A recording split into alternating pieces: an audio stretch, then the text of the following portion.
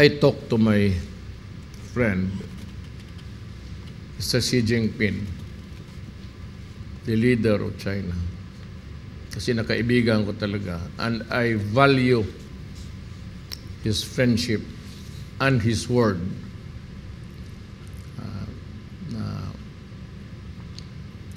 Hanggang usapan lang tayo dito.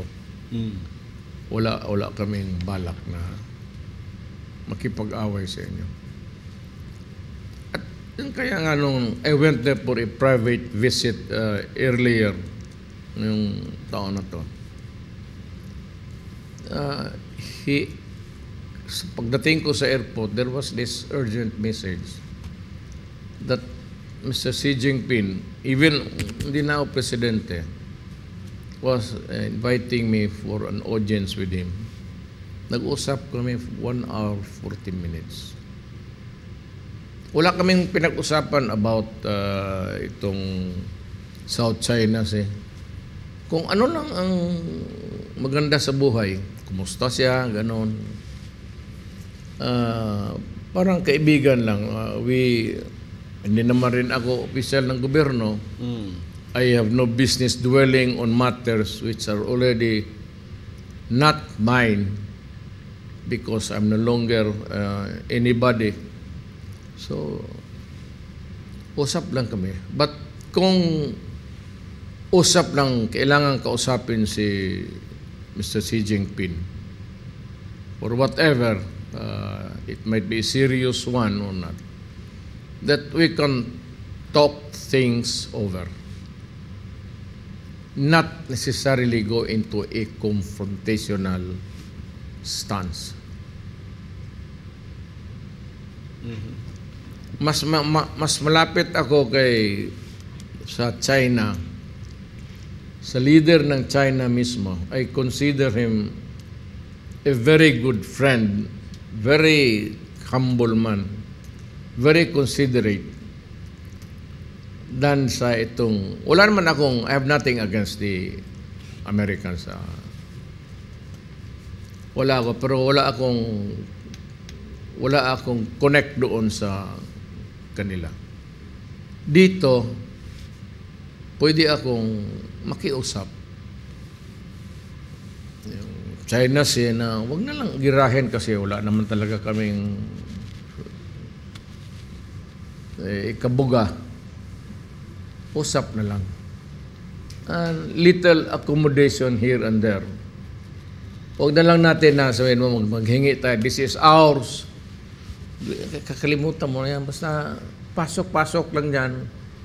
Paisda-isda lang. Kung tilapia lang ang makuha mo dyan sa South China Sea, okay na.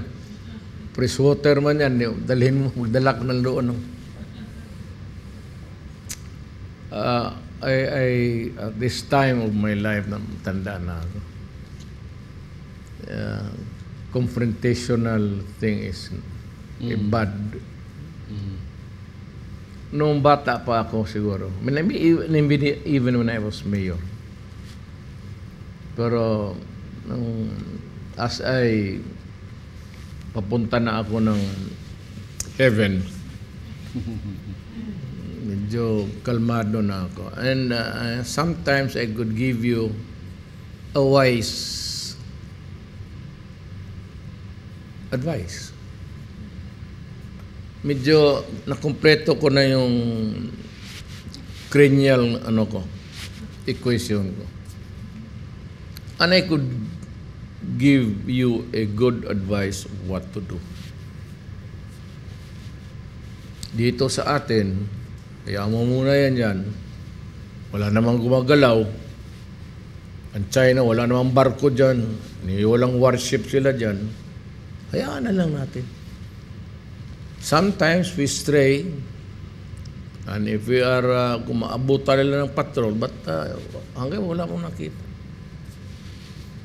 I have not seen, maybe before, but I do not remember a gray ship. Gray ship is a war. Barko na panggira. Gray ship ang tawag niya. Diyan sa South China Sea patrolling. So, nagpapasalamat ako sa, well, of course, kay Mr. Xi Jinping, pati sa Chinese people and government for being considerate. For after all, my friends, marami kaming Chinese dito sa Pilipinas. Maraming ancestry namin Chinese. But that's I've been telling them, you know, baka hindi niyo alam. And I will not elaborate, baka sabihin papalaki ako ng ulo sa